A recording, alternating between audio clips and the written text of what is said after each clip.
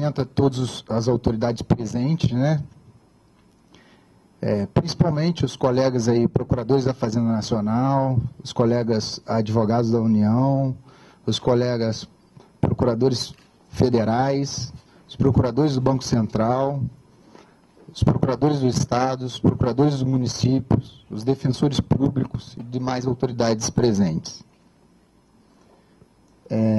A gente não podia deixar de introduzir o discurso sem falar da dedicação, obstinação, liderança e entusiasmo que nossos colegas, Dr. João Carlos Souto e Dr. Jorge Messias, conduziram o Fórum Nacional da Advocacia Pública Federal.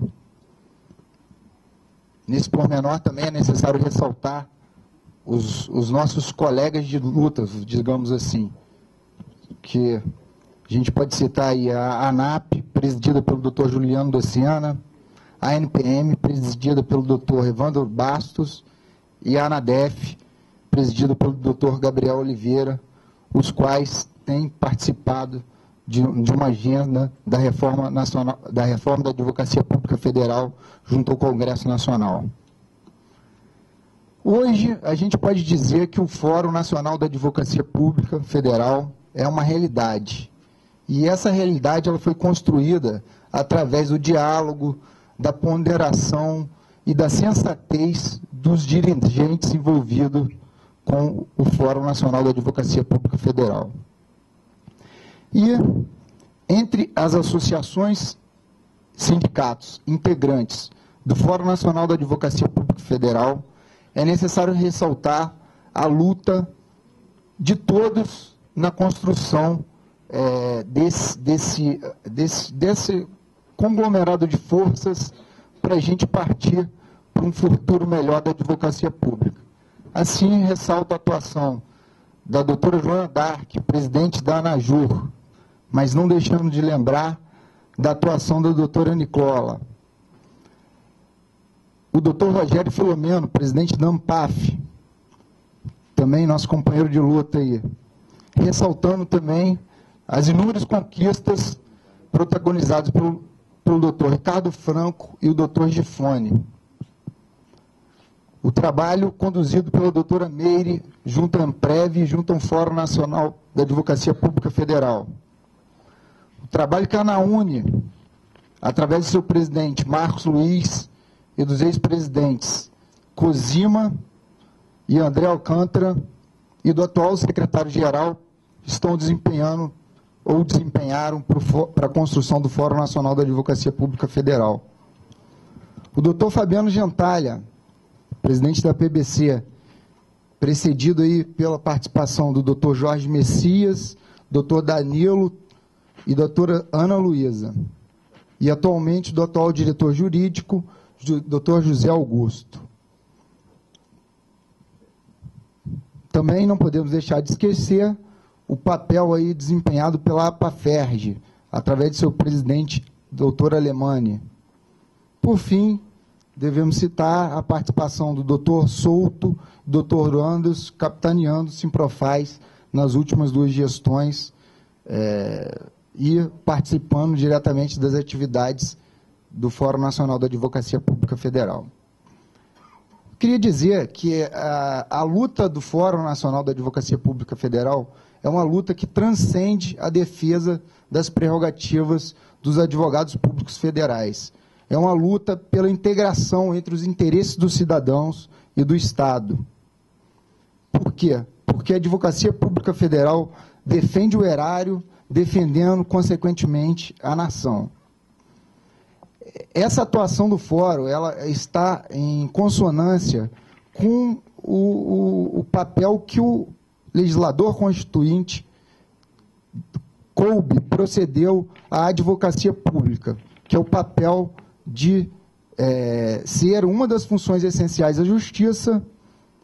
Essa ideia do legislador constituinte de incluir a advocacia pública entre as funções essenciais da justiça se deve à necessidade de criar um órgão técnico capaz de prestar auxílio ao governante e, ao mesmo tempo, resguardar os interesses sociais. Isso porque cabe à Advocacia Geral da União, a representação judicial e extrajudicial da União lato sensu.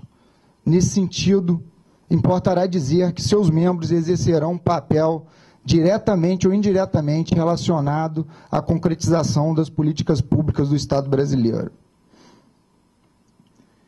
Diante dessa perspectiva, podemos dizer que é dever dos membros da Advocacia Geral da União darem suporte à execução orçamentária das competências da União, desde que essas ações sejam constitucionais e legais, sendo certo que essa aferição será realizada no caso concreto ou por meio das normas regulamentares expedidas pela Advocacia Geral da União, seja através de um profissional técnico, imparcial, altamente qualificado, não sujeito às pressões políticas, o que está conduzindo a um ganho de qualidade para a política pública escolhida.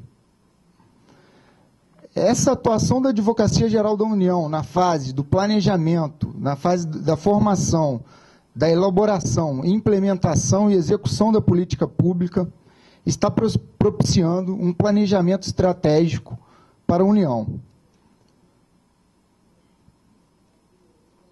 Nesse pormenor, é necessário ressaltar que o papel da advocacia pública tem avançado no sentido de que hoje a gente não faz uma defesa míope da União, a gente faz uma defesa contribuindo com os anseios do cidadão. Essas responsabilidades, digamos assim, elas foram surgindo ao longo do tempo, com o amadurecimento do Fórum Nacional, com o amadurecimento do papel que o advogado público tem para a União. Então, a gente tem que ressaltar que não há como dotar o Estado de várias atribuições sem dar umas condições mínimas para o mesmo executá-la, né?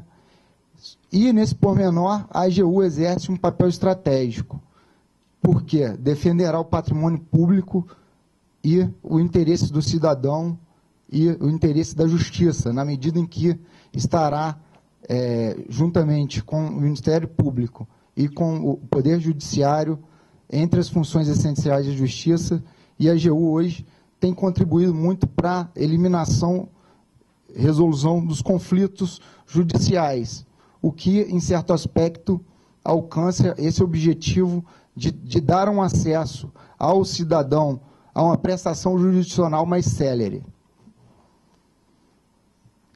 Assim, a construção e fortalecimento da Advocacia Geral da União, conforme os anseios constitucionais, tem sido feito gradativamente, mas é necessário, para o bem do nosso Estado Democrático de Direito, que essa mudança ocorra o mais rápido possível, considerando que hoje a gente tem uma realidade não condizente com as outras funções essenciais da justiça.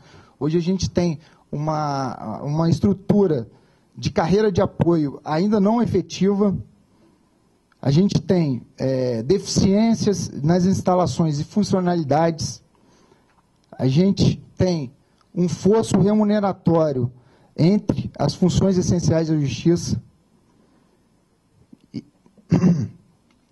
e prerrogativas em condições inferiores aos juízes e promotores. Então, para concluir esse trabalho do Poder Constituinte Originário, nós precisamos lutar para que os integrantes da AGU possam compatibilizar sua vocação com sua satisfação pessoal e profissional, fazendo valer a equiparação entre as funções essenciais da justiça, conforme seja a interpretação do artigo 29, parágrafo 2º da DCT e capítulo 4 da Constituição Federal.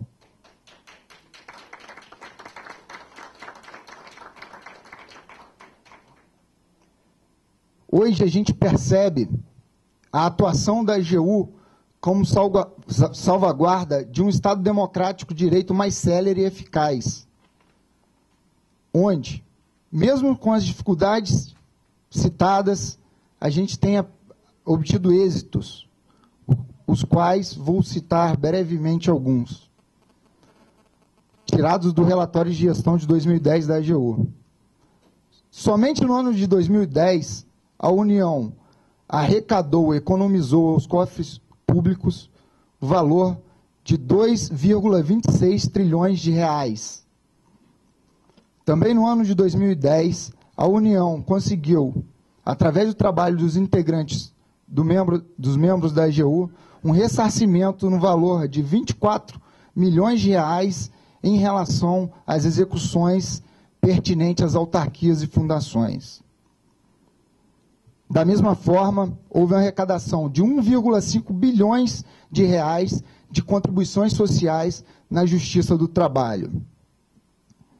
Devemos também destacar a arrecadação de 14 bilhões de reais de valores inscritos em dívida ativa da União, assim como o bloqueio de 582 milhões desviados por corrupção.